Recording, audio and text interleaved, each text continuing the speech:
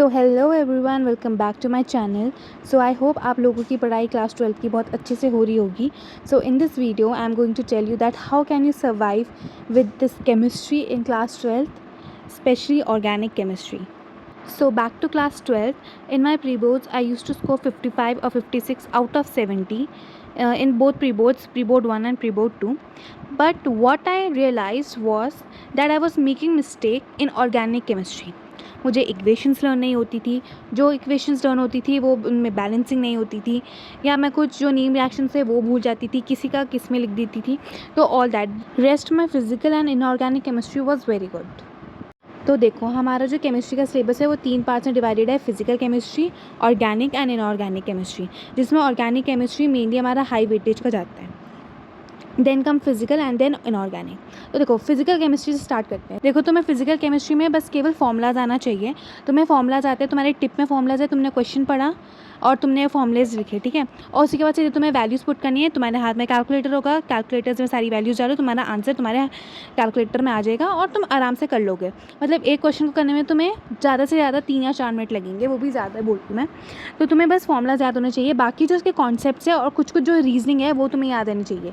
तो देखो, हमारे क्या, जहाँ मैं ट्यूशन पढ़ती थी तो वो हमें पूरे नोट्स देते थे और हमें साइड बाय साइड उसके न्यूमेरिकल्स कराते थे. जैसे एक टॉपिक खत्म हुआ, उसके बाद के न्यूमेरिकल्स, जैसे रेजिस्टेंस वाला टॉपिक है वो पढ़ा दिया, उसके रीजनिंग वगैरह करा दिए, मतलब सारे नोट्स लिखवा दिए. उसके बाद जितने भी हमारे वो थे जिसमें मोलर कंडक्टिविटी, कापा वगैरह जितने भी ये थे, डिसोसिएशन कांस्टेंट, वो सारे क्वेश्चन रिलेटेड उसके बाद कराते थे. और न्यूमेरिकल्स में सबकी यूनिट याद करके रखना, क्योंकि अगर यूनिट नहीं लिखोगे तो एक नंबर सीधे जाएगा. तुम देख सकते हो, इसमें कुछ ज़्यादा ऐसा नहीं है कि तुम्हें सब कुछ पढ़ना है. ये हमारी नॉलेज के लिए है, समझना है तुम्हें. और बीच बीच से fill in the blanks, match the column, वो सब आ सकते हैं. तो तुम्हें अलर्ट रहना है जब जब तुम्हें ट्यूशन टीचर्स या स्कूल के टीचर्स पढ़ाते हो, और उसमें अंडरलाइन कर देना या हाईलाइटर से मार्क करके रखना. So let's move on to chemical kinetics. For chemical kinetics तुम्हें मतलब थोड़ा बहुत बेसिक नॉलेज होनी चाहिए कि रेट ऑफ रिएक्शन क्या होती है, एवरेज रेट ऑफ रिएक्शन क्या होती है. उसमें बेस्ड क्वेश्चंस नहीं आते न्यूमेरिकल ज़्यादा, बट थोड़ा बहुत पता रहना चाहिए. बाकी 4 to 5 इसमें फॉर्मूला बेस्ड क्वेश्चंस आएंगे. 4-5 ही फॉर्मूलाज है और वही किसी में कोई वैल्यू, किसी में कुछ वैल्यू डाल के तुम्हें कुछ ना कुछ निकालना होता है. और इसके जो ग्राफ होते हैं वो भी काफ़ी इंपॉर्टेंट है.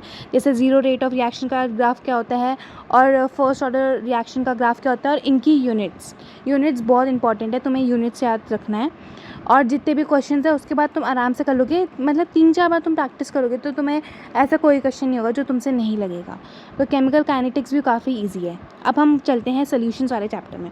सॉल्यूशन चैप्टर के लिए तुम्हें समझना बहुत इंपॉर्टेंट है कि क्या क्या, जैसे हेनरीज लॉ हो गया, राउल्ट्स लॉ हो गया, और उनके graph, ideal solution, non ideal के, एजियोट्रोपिक सोल्यूशन से सब, और एजर्शन और रीज़न. जैसे अब तुम देख सकते हो, हमें एजर्शन और रीजन्स भी कराए जाते थे ट्यूशन्स में. ये एक फ़ायदा होता है कि तुम्हें थोड़ा एक्स्ट्रा और मिल जाता है. और उसके बाद फिर हमें क्वेश्चंस, डिफ्यूजन और ऑस्मोसिस के बीच का जो डिफरेंस होता है, वो जो मेनली इससे न्यूमेरिकल्स आएंगे वो हमारे एबनॉर्मल मॉलिक्यूलर मास में बेस्ड होंगे, जिसमें हमें आई निकालना होता है. ठीक है, एबनॉर्मल मॉलिक्यूलर मास, जैसे तुम्हें पता होगा, तो अगर तुमने पढ़ लिया होगा वाला चैप्टर, जैसे वेंट हॉफ फैक्टर होता है आई, वो निकालने के लिए आएंगे मेनली. और ये सारे देखो, ये फॉर्मूलेज है जिसमें बस आई लगता है, और degree of dissociation, degree of association भी आता है क्वेश्चन. तो मेनली क्वेश्चन इससे आएंगे. और उसके बाद कुछ रीजनिंग क्वेश्चन भी आ सकते हैं, और वही है कि वो तुम्हारी नॉलेज को टेस्ट करेंगे. रटा रटाया कुछ नहीं आएगा, तो तुम्हें सारे कॉन्सेप्ट्स को समझना पड़ेगा. देखो, एजर्शन और रीज़न के लिए तुम्हें मतलब हर टॉपिक को डीपली पढ़ना होगा. अब मैं क्या करती थी, ये हमने खुद करे, ट्यूशन में नहीं कराते थे. एक पेपर ले लिया A4 साइज़ का, और उसमें जितने भी ग्राफ्स हैं, क्योंकि ग्राफ मेनली हमारे फिजिकल केमिस्ट्री से 3 चैप्टर से, तो सोल्यूशंस के सारे ग्राफ, क्योंकि ग्राफ ड्रॉ करने के लिए आ सकते हैं 3 या 2 नंबर के. तो जितने भी सारे ग्राफ थे, मतलब कुछ ही थे, ज़्यादा भी नहीं थे. केमिकल काइनेटिक्स के ये वाले 3 ग्राफ थे हमारे, ये था. उसके बाद सोल्यूशन चैप्टर के जितने भी हमारे फॉर्मूला बेस है ना, सब लिख दिया एक ही पेज में. तो रिवीजन में भी काफ़ी इजी पड़ता था. जिस दिन तुम रिवाइज करो, जिस दिन तुम्हारा एग्ज़ाम होगा, देखो सारे मैंने ये सब लिख दिए थे. उसके बाद फिर आता है हमारा ये इलेक्ट्रोकेमिस्ट्री के भी सारे लिख दिए थे, और जितने भी हमारे वो थे. और साइड बाय साइड तुम्हें यूनिट्स भी लिख दी थी, जिससे कन्फ्यूजन ना एक बार रिवाइज कर पाऊँ. और उसके बाद फिर केमिकल काइनेटिक्स में जितने भी थे वो भी सारे लिख देते. ज़्यादा नहीं थे, तुम्हारे 2-3 पेज में पूरा फिजिकल केमिस्ट्री कवर्ड हो जाएगा. और ये इतना हेल्पफुल होगा ना, एक बार तुम खुद बना के देखना. बहुत हेल्पफुल होगा। जिस दिन तुम्हारा एग्ज़ाम होगा तुम सुबह सुबह ये रिवाइज़ कर रहे होगे और तुम्हें पूरी बुक रिवाइज़ करने की ज़रूरत भी नहीं है। तो चलो अब चलते हैं हम inorganic chemistry D and F block elements. देखो अगर तुम देख सकते हो मेरी पूरी book D and F block में खाली है, मैंने कुछ भी मार्क नहीं करा है, क्योंकि हमने क्या करा था, मतलब हमारे जो ट्यूशन में हमने डी एन एफ ब्लॉक थे ना, ये हमारे सर ने कैसे कराया था, पहले सारे हमें वो दे दिए कि डी एन एफ ब्लॉक में क्या क्या लाइक कैसे उसकी कैरेक्टरिस्टिक्स है और चेंजेस कहाँ से कहाँ आ रहे हैं, कलर्ड है क्या है, और उसके बाद हमारे रीज़न, और ये रीज़न कैसे दिए थे, क्वेश्चन आंसर्स के फॉर्मेट में। तुम देख सकते हो, तुम जैसे ये स्क्रीन में तुम्हें दिख ही रहा होगा, एक बार जस्ट इसको गो थ्रू कर लेना। तो इससे क्या हुआ, ये काफ़ी हमारा ईजी हो गया था पढ़ने के लिए, बुक खोलने की बार बार ज़रूरत नहीं पड़ रही थी। हाँ, बट जैसे कुछ टॉपिक्स या कुछ पॉइंट्स हमारे ट्यूशन में सर ने भी मिस करवा दिए थे, तो वो मैंने बुक से देखा, जैसे आयनाइजेशन, एंथैल्पी और कॉम्प्लेक्स फॉर्मेशन और एटॉमिक साइज भी था। तो ये कुछ पॉइंट्स है वो मिस हो गए थे, तो मैंने साइड ऊपर ही नोट्स बना दिए थे। तो तुम देख सकते हो ये सारे हमने क्वेश्चन आंसर्स के फॉर्मेट में लिखे थे। और अब आता है नेक्स्ट टॉपिक इसी में, पोटेशियम परमैंगनेट की प्रिपरेशन एंड केमिकल प्रॉपर्टीज़। और एक और चीज़ तुम ये देख सकते हो, जितने भी एटॉमिक नंबर्स मैंने लिखे हुए हैं इनको तुम याद कर लेना, अभी मैं तुम्हें बताऊंगी, ये अभी हमारे आगे वाले चैप्टर में काम करेंगे। तो KMnO4, अब तुम जो ये देख रहे हो ना रिएक्शंस, ये मैंने चाहे मेरा यूनिट टेस्ट हो, हाफ ईयरली हो, प्री बोर्ड 1 हो, प्री बोर्ड 2, हर टाइम मैं मिस करती थी, सोचती थी यार अगली बार, क्योंकि ये इतना बोरिंग था, ऊपर से इसकी जो वो थी बैलेंसिंग, ये इतना दिमाग ख़राब कर देती थी ना। और सेम पोटेशियम डाइक्रोमेट के लिए भी लर्न करना था, तो मैं हर टाइम स्किप होता था। और ये क्या हुआ, ये हमेशा 2 नंबर का आता है इसमें से, और ये इस बार जो हमारा बोर्ड था ना मेन, ये उस बार भी मेरा मिस हो गया, मतलब मैंने पढ़ा था पर मैं भूल गई। तो तुम क्या करना, इसको प्लीज़ लाइटली मत लेना, मतलब स्टार्टिंग से ही पढ़ोगे ना और तुम्हारे दिमाग में रहेगा, तो तुम्हें मतलब बोर्ड्स आते आते वक्त पूरा याद रह जाएगा। फॉर एफ ब्लॉक में भी सेम फॉर्मेट हमने फॉलो करा था, पर इसमें जो मेन टॉपिक है वो है लैंथेनॉइड कॉन्ट्रैक्शन, जो मतलब अगर रीज़न आएगा तो इसी से रिलेटेड आएगा एफ ब्लॉक में। और इसका एक ये वाला ग्राफ याद कर लेना, ग्राफ क्या मतलब जो डायग्राम है वो याद कर लेना, उसी के बेस पर आता है। उसके बाद जैसे कैरेक्टरिस्टिक्स हो गए, थोड़ा बहुत पढ़ लिया, कॉन्सिक्वेंसेस आते हैं तो एक बार पढ़ लेना, ऐसे अभी इस बार तो नहीं आते, तो तुम्हारे वक्त आ सकते हैं। और कुछ हमने PYQs कर लिया और ये चैप्टर ख़त्म। उसके बाद आता है हम कोऑर्डिनेशन कंपाउंड्स में। ओ भाई, ये जो चैप्टर है ना, एक तो जब तुम्हें ये पढ़ा रहे होंगे स्कूल या ट्यूशन में, तुम्हारे सर के ऊपर से जाने वाला है ये चैप्टर। अगर तुमने ये खुद नहीं पढ़ा तो सॉरी भाई, ये तुम्हें बिल्कुल नहीं आने वाला है चैप्टर। इस चैप्टर में क्या है, जो जितने भी लिखे हुए हैं ना, तुम्हें इनकी डेफिनेशन लर्न नहीं करनी है, एक्सेप्ट लीगेंड्स की डेफिनेशन लर्न कर लेना, पर बाकी जैसे कोऑर्डिनेशन नंबर इन सब का नहीं पढ़ना। पर जो मैंने हाईलाइट करे हुए ना, इसको तुम पढ़ लेना, क्योंकि इससे फिल इन द ब्लैंक्स आ सकते हैं। पर जो बाकी है उनको तुम्हें ये सब तुम्हें पढ़ना नहीं है, तुम्हें समझना है कि ये नॉमेनक्लेचर है, इसमें क्या रूल्स लगेंगे, और बाईडेंटेड लीगेंड, ट्राईडेंटेड लीगेंड और पॉलीडेंटेड लीगेंड, हेक्साडेंटेड, ये कौन कौन से लीगेंड्स होते हैं, और EDT है, ये स्पेशली ये आते हैं, इसको याद कर लेना। चिलेटिंग और ब्रिजिंग लीगेंड्स की थोड़ी बहुत डेफिनेशन कर लेना, ज़्यादा नहीं आता है। इसमें मेन क्या आना चाहिए तुम्हें, कि तुम्हें कोऑर्डिनेशन नंबर निकालना आना चाहिए, तुम्हें ऑक्सीडेशन नंबर निकालना चाहिए, और नॉमेनक्लेचर कि जब लीगेंड्स आएंगे तुम उसको कैसे लिखोगे। जैसे जितने भी नेगेटिव लीगेंड्स होते हैं उसमें हम O लगाते हैं, इनके जो नाम होते हैं जैसे क्लोराइडो, ब्रोमीडो, ये सब। और पॉजिटिव लीगेंड्स में IUM ये वाला लगेगा हमारा सफिक्स, जैसे हाइड्राजीनियम IUN। और अगर 2 से ज़्यादा लीगेंड्स होंगे तो तब जैसे बाई, ट्राई, टेट्रा ऐसे कैसे लगेगा, तो ये सब तुम्हें समझना है। तुम क्या करना, तुम अपनी बुक खोलना और इसमें आगे जब तुम फ्लिप करोगे, इसमें तुम्हें ये ऑलरेडी दिए होंगे नॉमेनक्लेचर कुछ कंपाउंड्स के, तो तुम ये सब पढ़ लेना, ये सारे सब प्रैक्टिस कर लेना, इन्हीं में से आएगा तुम्हारे एग्जाम्स में, चाहे वो हाफ ईयरली हो, प्री बोर्ड्स हो, या बोर्ड्स में भी थोड़ा बहुत ऐसे ही है। और तुम इसकी रिव्यू एक्सरसाइजेज हैं वो भी कर लेना एक बार, और तो तुम्हारा पूरा नॉमेनक्लेचर ख़त्म।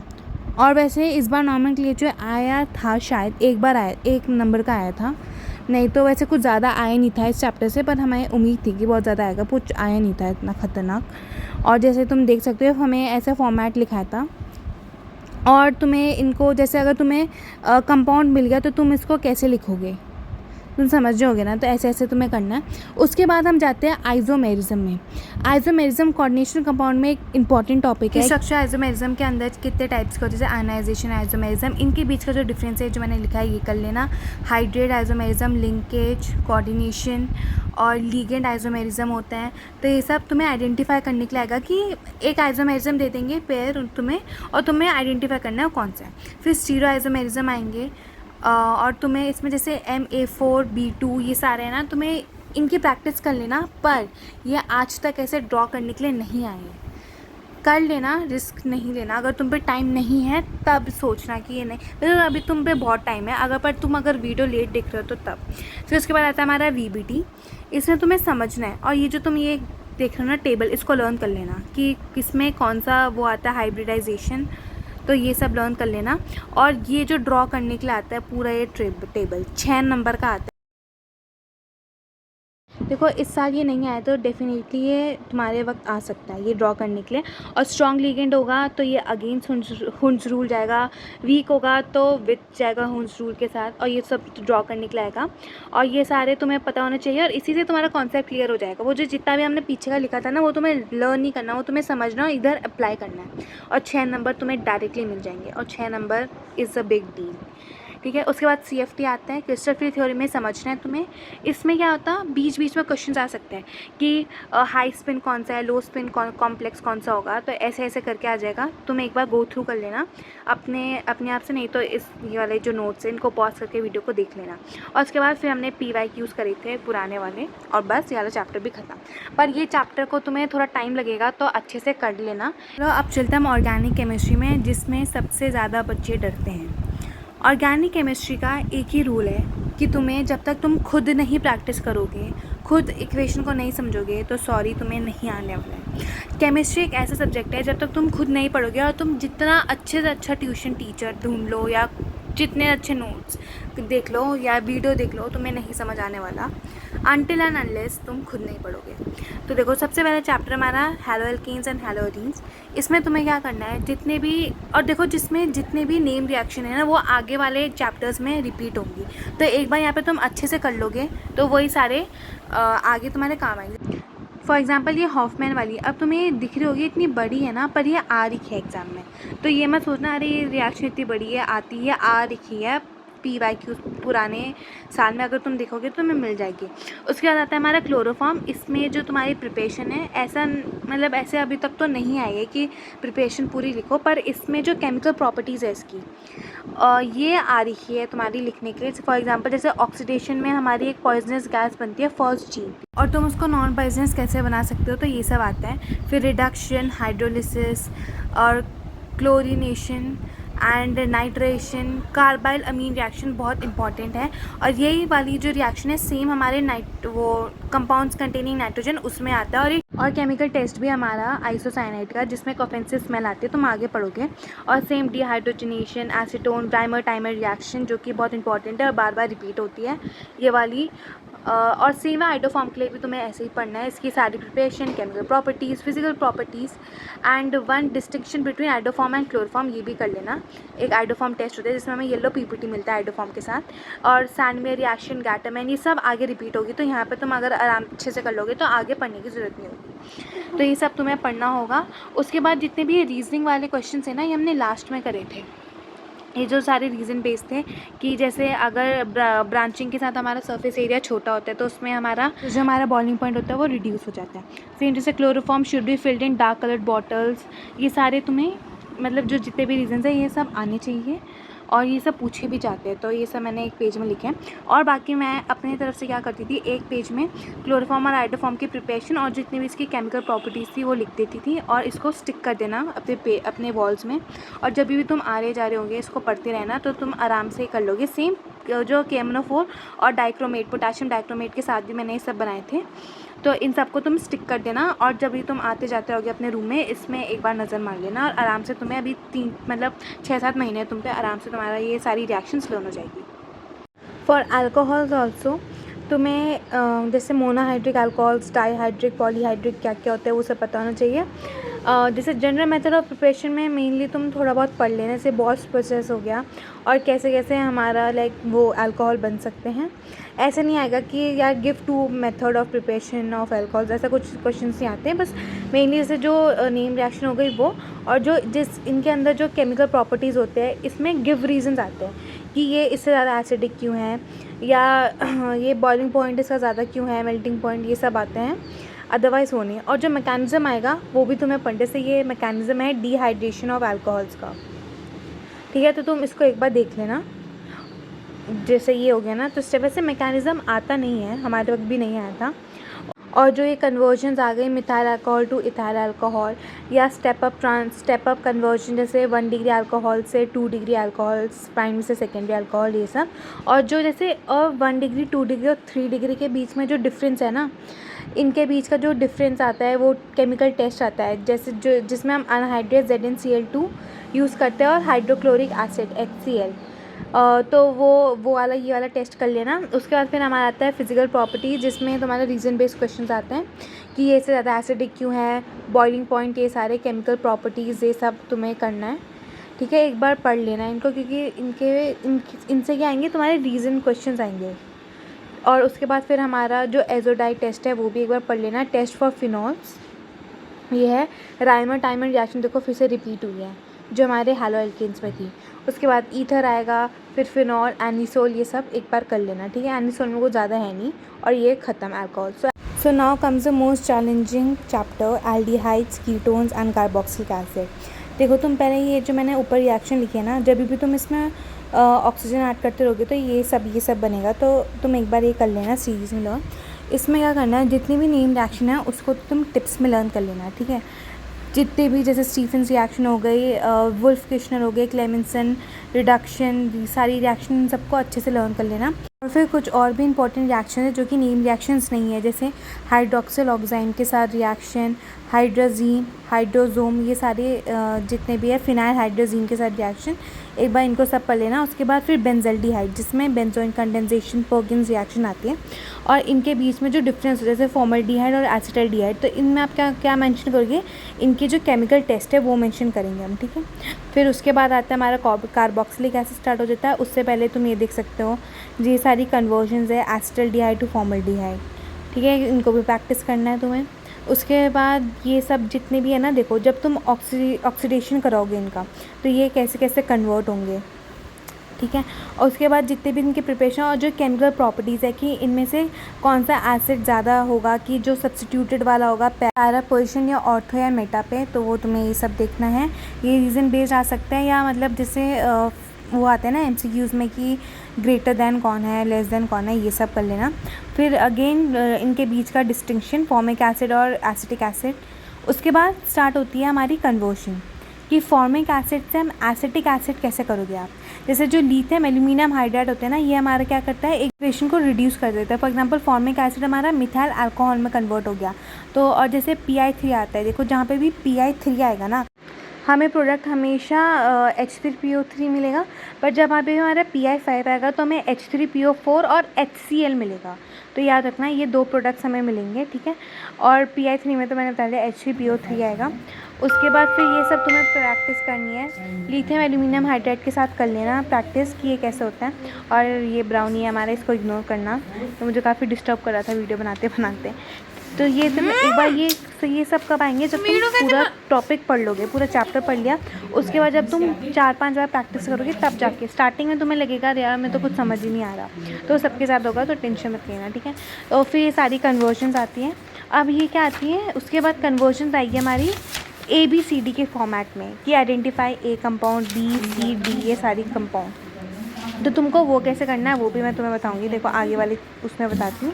आगे हमने बहुत सारे क्वेश्चंस प्रैक्टिस करे थे हम, लाइक 1999 तक मैंने तुम्हें बताया भी था कि 35 ईयर्स तक के हमने क्वेश्चंस करे हुए थे ट्यूशन में। ये कंपाउंड एक्स वैक्स ये कैसे निकालेंगे हम। सबसे पहले क्या करना है, तुम क्वेश्चन पढ़ना। जैसे 1999 में आ रखा वाला क्वेश्चन, जैसे an alcohol compound A on treatment with ethyl alcohol, तो A प्लस इथाइल अल्कोहल हमें कौन सा प्रोडक्ट देगा, B, जो कि एक एसिड है, प्लस C। अब जब तुम क्वेश्चन पढ़ते रहोगे ना, पहले तुम ऐसे लिखना, मतलब ये अलग से साइड में कर लेना ऐसा रफ वर्क, और उसके बाद फिर जब तुम धीरे धीरे करते रहोगे तुम्हें हिंट्स मिलती रहेगी कि कैसे। जैसे तुम ये वाला एक बार क्वेश्चन देख लेना, तब तुम्हें समझ आ जाएगा, और उस हिसाब से तुम्हें आइडेंटिफाई करना है कंपाउंड्स। ठीक है, सारे क्वेश्चंस में ऐसे ही होगा। तुम्हें करना है कि मतलब केमिकल टेस्ट पता होना चाहिए इसके लिए, कि ये कौन सा केमिकल टेस्ट किस कंपाउंड में लग रहा है, तो वो वाला कंपाउंड वो हो सकता है। तो इसमें काफ़ी गेस वर्क से नहीं होने वाला है कि अरे ये तो वो बन जाएगा बेंजल्डिहाइड, ये तो वो बन जाएगा, ऐसे नहीं होगा। तुम्हें इसमें बहुत डीपली सारे चैप्टर्स को अच्छे से पढ़ना और समझना होगा। तो एक बार गो थ्रू कर लेना है सारे क्वेश्चंस, तुम्हें दिख रहे होंगे स्क्रीन में। ये तो तुम पे भी अगर PYQs की बुक है तो तुम उससे भी कर सकते हो, और सोल्यूशन तो उसमें दिए रहते हैं। तो बस तुम्हें ये सब करना है।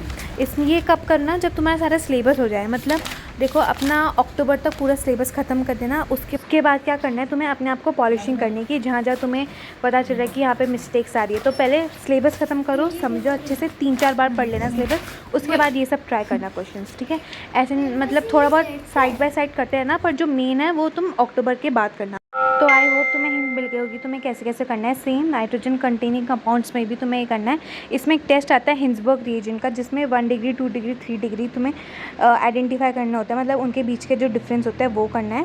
हिंसबर्ग रिएजेंट वो होता है। और इसमें आता है मेन तुम्हारा केमिकल प्रॉपर्टीज़ में कि मतलब तुम्हें बता देंगे कि इनमें से ज़्यादा कौन सा बेसिक है। कंपाउंड्स देंगे जो कि सब्सटीट्यूटेड होंगे, जैसे पैरा मेटा पे वही वाले ऑर्थो पोजीशन में, और तुम्हें फाइंड करना है कि मोर बेसिक कौन से होंगे।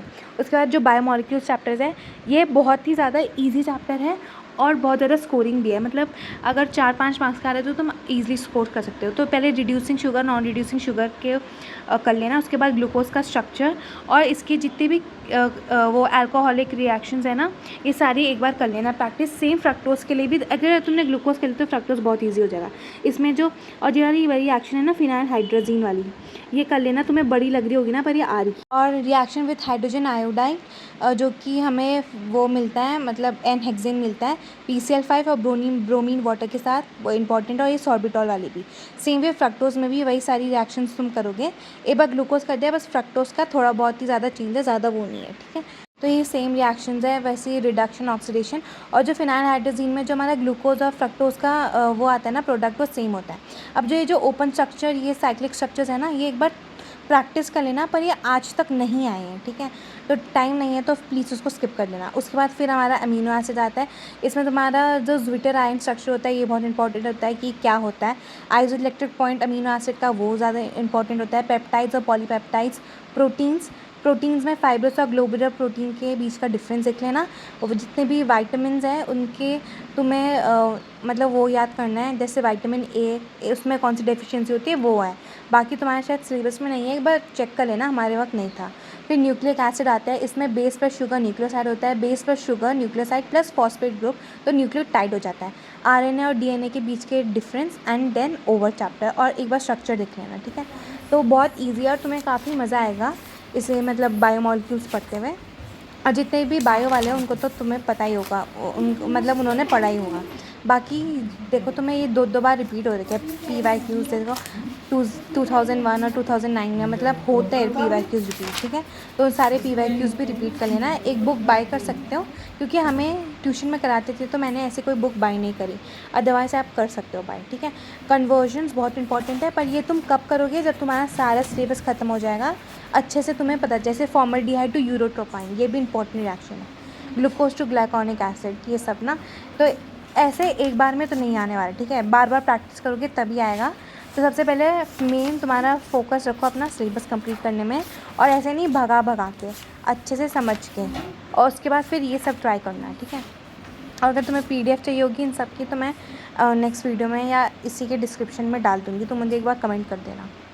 और तुम्हें अगर नेम रिएक्शन पढ़नी है ना, तो तुम पीछे लास्ट पेज करना अपनी बुक का, उसी में सारी नेम रिएक्शन है और विथ एक्सप्लेनेशन, ठीक है। ऐसा नहीं है कि एक्सप्लेनेशन भी दे रखी है उसके बाद नेम रिएक्शन है, तो तुम वहाँ से भी एक क्विक रिवीजन कर सकते हो। नहीं तो मैं तो तुम्हें यही सजेस्ट करूँगी कि एक बार तुम खुद लिखो पेपर में और फिर उसको वॉल में पेस्ट कर दो, तो वो ज़्यादा तुम्हारे लिए मतलब बेनिफिशियल होगा। जैसे नेम रिएक्शन जो तुम्हारे, जैसे एल्डोल तुम्हारे होगा, ठीक है, बैल्स वाली नहीं, स्काइमन वाली नहीं रिएक्शन है, ठीक है, और बेंजोइन है, पर ये जो ब्यूरेट ये सब है वो क्रॉस कर देना, बाकी सारी तुम्हें पढ़नी है, ठीक है। तो ये सारी रिएक्शंस है विथ एक्सप्लेनेशन। नहीं तो मैं तुम्हें यही सजेस्ट करूँगी कि तुम खुद ही लिखो पेपर में और स्टिक कर दो अपनी वॉल्स में।